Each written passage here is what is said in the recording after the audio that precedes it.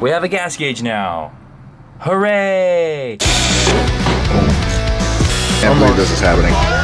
Yeah!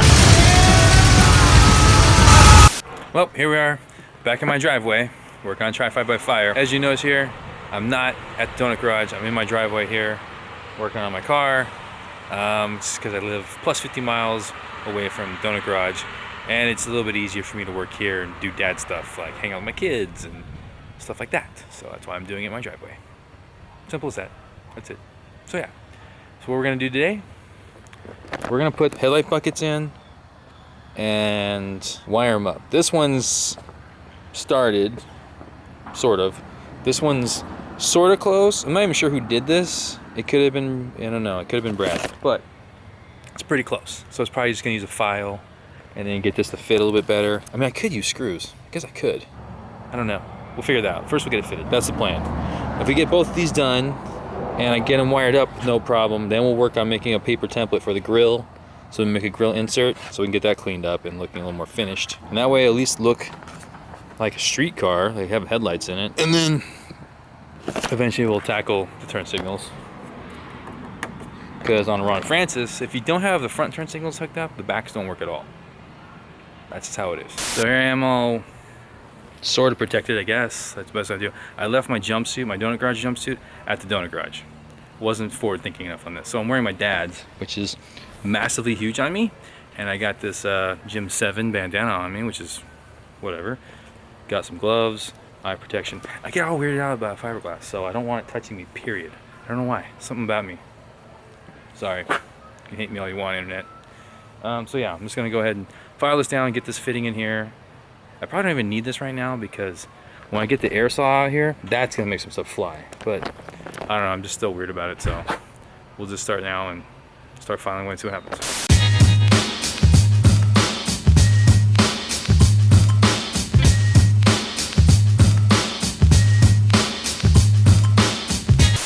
All right, so we managed to get one in. Fits pretty good. This is at 12 o'clock. This was actually the trim piece. You can go get it real quick. Mounts to it. We're just gonna, I think I'm gonna rivet this into the fiberglass. Pop rivet it in. We'll see. Might have to push a little bit harder to get some of that to fit, but it's pretty close. And there you go. Ta-da! That's gonna fit pretty good. Hopefully I still have the screws for this. Uh-oh, small problem. Yeah, we'll be fine. This will fit. We'll be okay. So there you go. Let's make some holes and put some pop rivets in and see what happens.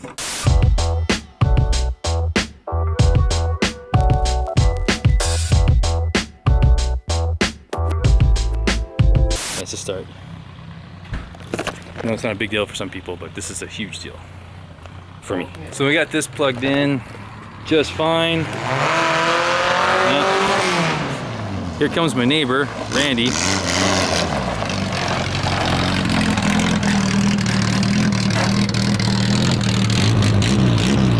So you got your truck running?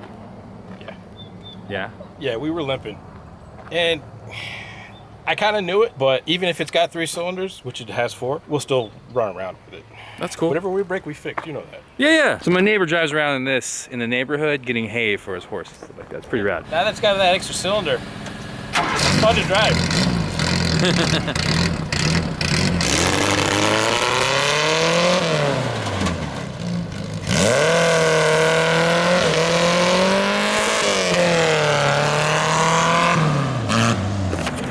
Yeah, it's my neighbor, Randy. Just doing Randy things. Back to this project without getting scratchy.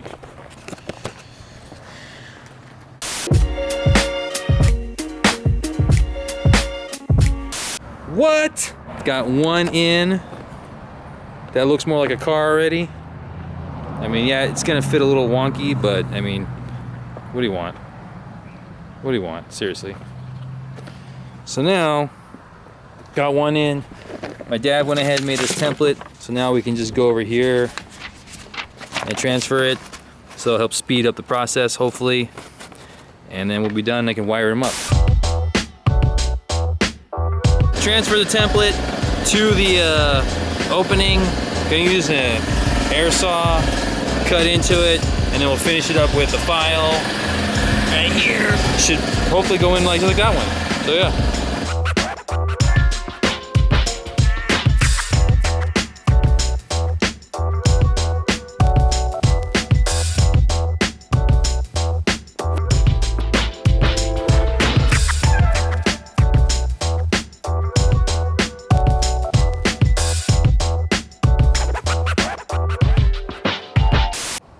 Well, that took way longer than it should have. I had to keep trimming and trimming to get it, and it's in there. I just riveted in like I did this one, got them both in. Sun's going down, and I am gonna go in the house and go hang out with my kids. So tomorrow, I guess I'll wire it up so the headlights work. So that should be relatively easy, unless something else goes wrong. Here we are, back in my driveway. So today I have my camera operators helping me out. We got Gunnar Dean over there falling over in his chair. And then we got Penny with some ruffles. So they're gonna be my camera ops today. Headlights are in, now let's wire up the headlights. Begin that whole process. Should be really quick. I'll take out the bezels real quick. Typical non-matching hardware. So unravel this and see what we got. And then these are right front turn, dash indicator, right front park. No, get rid of that. I'm gonna just use all the same stuff. That way, in the future I'll forget. You know what I mean? I'll forget exactly what happened and how I did it. I don't have any extra wire for the headlights, so I'm not gonna do them today. I'm gonna actually call Ron Francis and order more wire. Mainly because I wanted to be able to track it down easy. I wanted to say headlight and not just be random wires. So I know it sounds lame, but I think that's important to me. So we will order that, and then I'll have plenty of wire that's actually marked. I'll run all across, and then we should be okay. So Gunnar sounds like a cat. Yeah, he's kind of bummed. So I'll just roll this all back up again. I'll take note of it, roll it all back up, and then I'll go ahead and order some more wire. But right now, let's do the gas gauge, because it'd be good to know how much gas is in that 22-gallon custom tank that Rick's Tank's built for us. I already have the gas gauge sending unit wire to the trunk that used to run down to the stock tank, and the only small problem we had is that it never got hooked up again, so it's okay. So I got gas sending unit wire here. After this video, can I tell something? Yeah, after this recording, you can tell something, okay? Cause I have to go pee. You have to go pee? Okay. Go pee. Okay. You go pee. As Penny goes pee, we'll take a short break. So we'll open the trunk and hook this wire up, run it down through the floor, run to the sending unit, ground the sending unit to the frame, and then we should have a gas gauge that works. That'll be a good win. So this ran originally down all the way into it. It was cut, and then I'm pretty sure that's probably held together with just twisted over. Oh, that just fell apart. There you go. Well, all right. Well, we'll go ahead and cut this back. We'll butt splice it again, or actually I have some other wazoo thing I will use, and we'll try that out, and then we'll run this straight down to the floor. So you actually just splice the wires back, you put them next to each other, and then you heat this up, and it solders it together basically, and heat shrinks at the same time. So I use this heat gun to heat this up, the wires off. and it actually melted the solder inside, and it looks good. I'll run it out of that hole. I'll just run it down here against the frame, and then here's the sending unit for the gas tank. So white is to the gauge, black is the ground. There's some random ground down here from my old setup, and we'll just use that again. And we'll run this. So that's what we'll do next.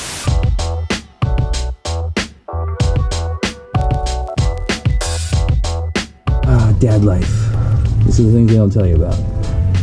And your kids are gonna completely have a meltdown while you're trying to do something. Oh my gosh, what is this problem now? Yep, that's it. And there you go. But I can still run this around it up there, and I'll zip tie this to the frame.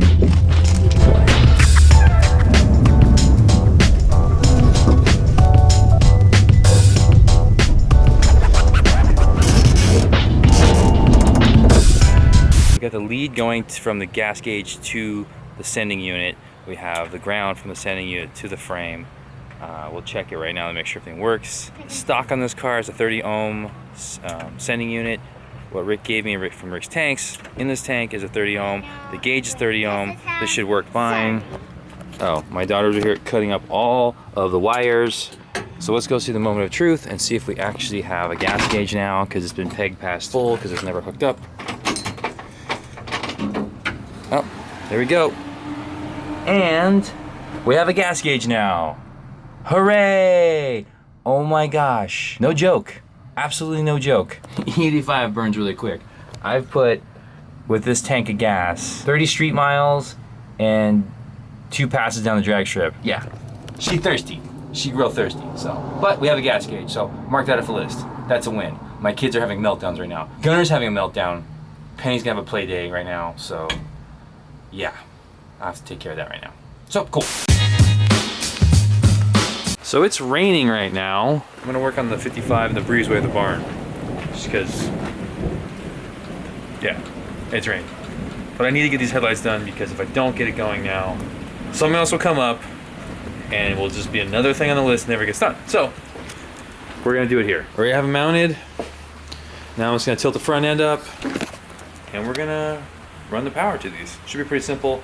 I did order tilt front end kit from Ron Francis, and it came in the mail, and it looks like everything we're gonna need to get this thing going. So let me get this tilt front end up and go grab that kit, and we'll go over it and start wiring it up. I'm gonna go ahead and unravel these, cut that, and then we will pull out the wires I need for the headlights and the turn signals. Turn signals will not be ran today because I still haven't cut out the holes in the fiberglass and mounted them, but we can at least get the headlights going. So here's the kit. It's really simple. I mean, honestly, it's probably about $8 worth of parts, if that, but it just makes my life easier to use this already done. All I gotta do is plug this in the back of the headlight, run a couple wires, run a ground wire, and run the low beam, the high beam, and then you put one of these on each side. So I'll put one on right here, probably, that's where I'm gonna put it. And I'll run these wires up into it. The wires I need from this loom will go over here. And then I'll run the power to this block. And then I will run this wire over here, probably run up along here, and then put lugs on it and put it in here, and then you run the same 4 wires going across. I'll run it behind cross member to the other side and do the same thing for the other side, and that should be it. We should have headlights, no problem. Yeah. Get this going. Should be relatively simple.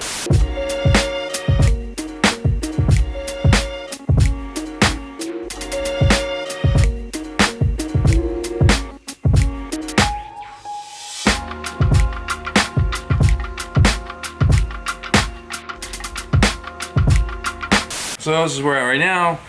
I wired up this block pretty much. I actually ran out of supplies to crimp the ends. I thought I had more. I don't. So can I run down real quick what we got?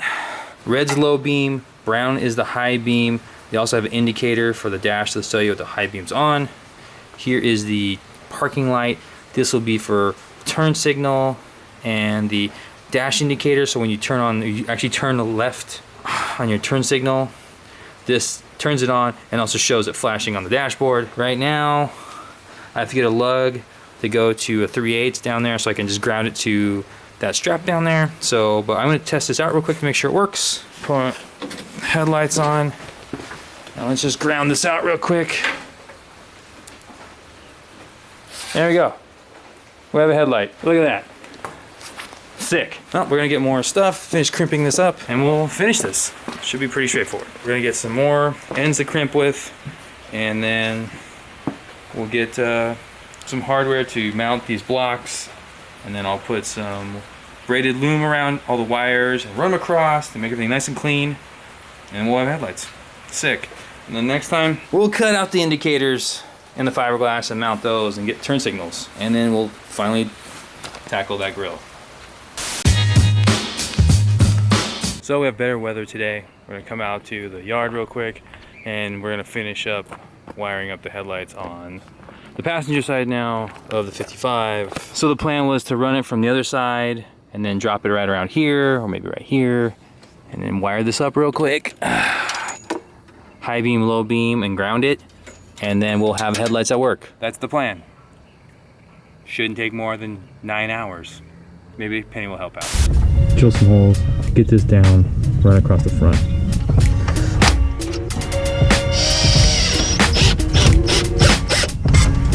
Whatever.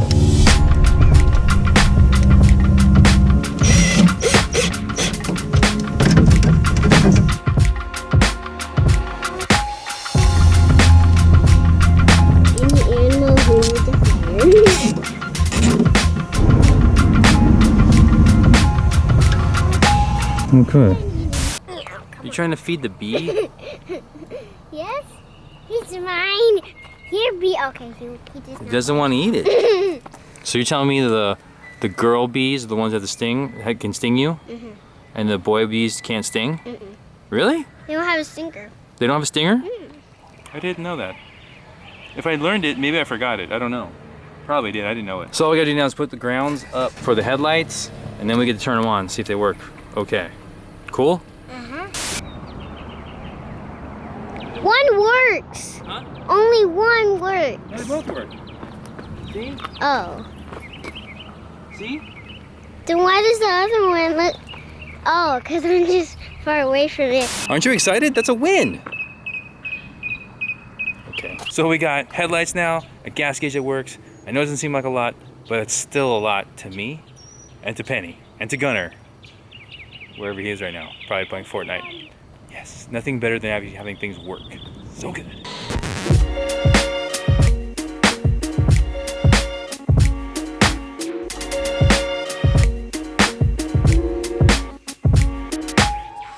You guys have to rock, paper, scissors for camera operator first.